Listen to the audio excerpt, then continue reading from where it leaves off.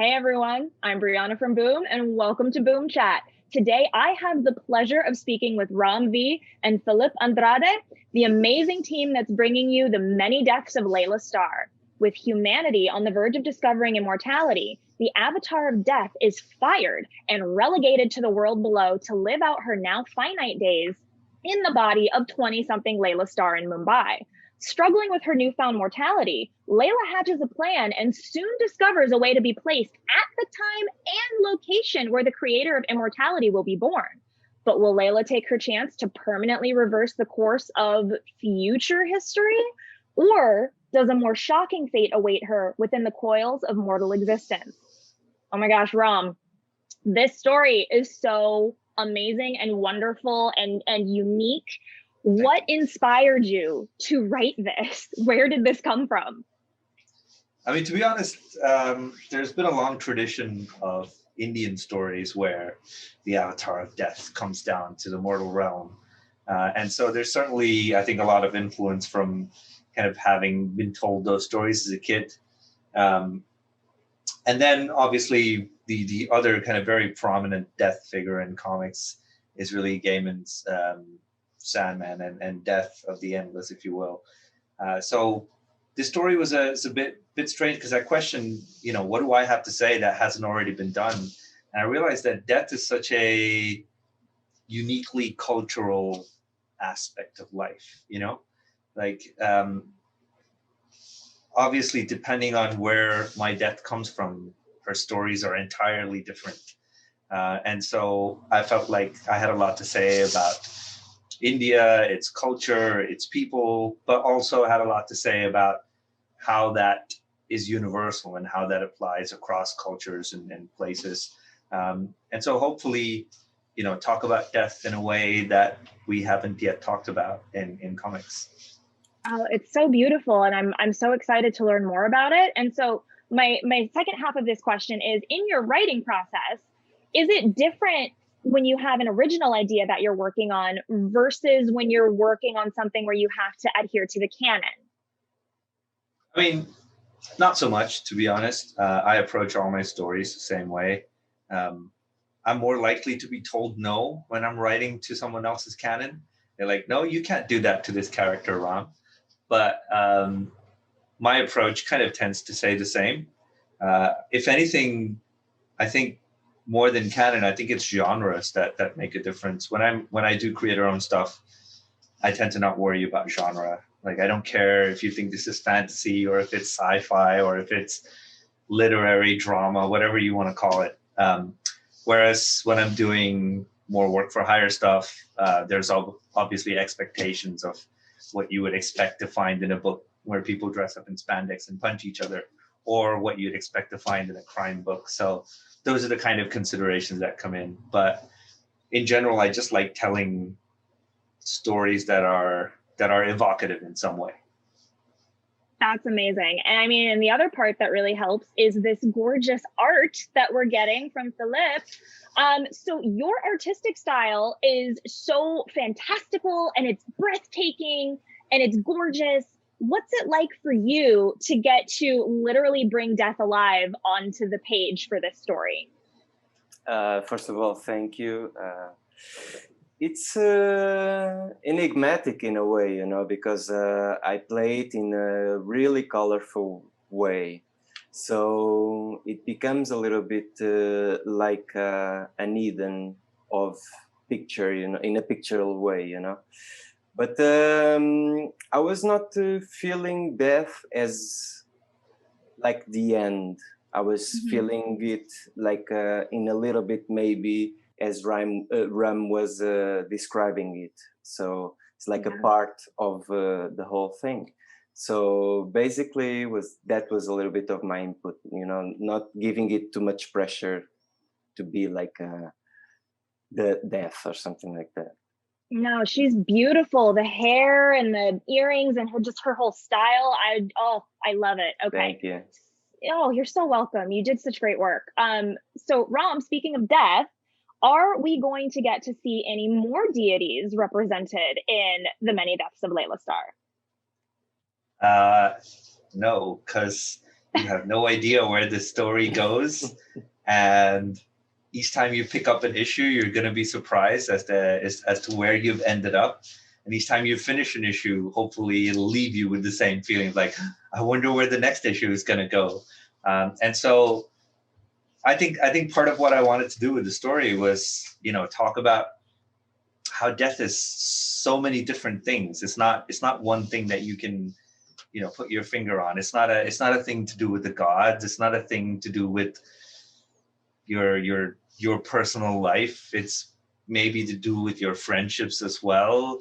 It's to do with how other people will think of you when you're gone. So there are so many things to explore, and I didn't want to, or rather I wanted to write the story in a way where it felt like we're really kind of giving ourselves the freedom to explore that. Unfortunately, Filipe's beautiful drawings of all the deities and their hilariousness is there for issue 1, and then issue 2, Filipe gets to do other stuff. Ooh, okay, I'm excited for issue 2. So, Filipe, while we're still on the deities, how did you create the character designs for each one? And what research did you do on them? I mixed a little bit, I was not really looking straight to the point for each character. I was really walking in the streets and trying to see, for example, Laila. I was trying to see Laila somewhere. I mean, it was a bit difficult because there was a lot of lockdown, but when I got out, it was a little bit like that. I was cruising my bicycle and I was looking for some characters. And in Lisbon, where I'm living right now, it is a city with a lot of Indian culture too. So there was a lot of that. Actually, people fishing in the river, some natural behavior, even boyfriend girlfriend situation, stuff like that. So I was trying to build my way, in a voyeur style. It's beautiful, and it really translates. And I'm just in awe every time I turn the page. And I really think that readers are going to just have this sort of enrichment with their eyes of how gorgeous it all is. It works so well together, hand in hand. So honestly, thank you both for your work on that. It's amazing. I just keep gushing. I'm sorry. My next question is for Ram. So I want to know, do we get to find out what the secret to immortality is? And also, should humans even be allowed immortality? Because as a society, we can't have nice things because we ruin them. And so I'm nervous at that prospect. Well, so you get pretty close to seeing the secret of immortality. Although I will leave it with that vague answer because I don't want to give away too much. But I think the more interesting part of your question is, should human beings be allowed to have immortality? I mean, firstly, allowed is an interesting word to use because I don't think anything we've done so far has been allowed of us. And I think that's kind of part of the question that we are addressing with the story is, are you responsible enough to have this? And sometimes, we get things and we're not ready to have them. And that's also humanity. But also, more importantly, I think if humanity if it were possible for humanity to become immortal, I don't think we would be calling it humanity anymore, at least not in my head, because I think the definition of what it means to be human would change. We would be something different. We would be something else entirely. Yeah, no, it makes me think of, so Jurassic Park is one of my favorite movies, and it really makes me think of that quote where it's you were so concerned with whether you could that you didn't stop to think about whether or not you should. And I love it when those kinds of questions get dug into, because it's always just because you can doesn't mean you should. And I can't wait to see where else we get to go in here. I'm so excited. Yeah, I think there's certainly that element of do you really want what you think you want? I think that element of the way we think about death certainly is there in the books. That's lovely. Okay, this is amazing, and I want to go back and talk about the art a little bit more. So, Filipe, what made you choose the color palette that you're working with? Because I'm seeing a lot of gorgeous pinks and teals and oranges. What was the thought process behind those colors? Working with Ram has been like a little bit in discover, like another person's work that I've never met before. I read 2 books, you know, and when I started reading his words, it was so easy to engage to the story. And we talked a couple of times, and it's really easy to, because it allows a lot of imagination, even for me as an artist. So my imagination for this was always like a little bit of my vision from Mumbai when I was there, but that was like 11 years ago. And these kind of cities in Asia, they developed so fast, you know, so it's not easy to follow a little bit, but I was following my instincts of it. And then I was mixing it a little bit with tropical tones because I like them so much. And I don't go I usually went to islands because I do surf, and I always like this kind of background. I have this background, so I'm really interested in these mid-tones. And this was really a chance because I don't travel as most of the people for a year and something. And this was really my goal, you know, just this vision of mid-tones, classical tones, where the river meets the clouds on the sky. So, and in Lisbon, fortunately, we have these the whole days, you know, so most of the days, because we have 300 something sunny days in the year. So again, I was riding the bicycle and I was seeing the tones, watching, mixing with my photographies that I did 10 years ago or when I went to another islands. And in the end, most of these tones were in the neighborhood that I was living in too. I changed apartment now, but those tones were all over in this beautiful, beautiful Lisbon headquarters where I was living too. Oh, they're gorgeous. And I'm so glad that that's what you went with, because it's so different than like any other type of style that I've seen, and it works really, really well. I'm so glad for people to see it.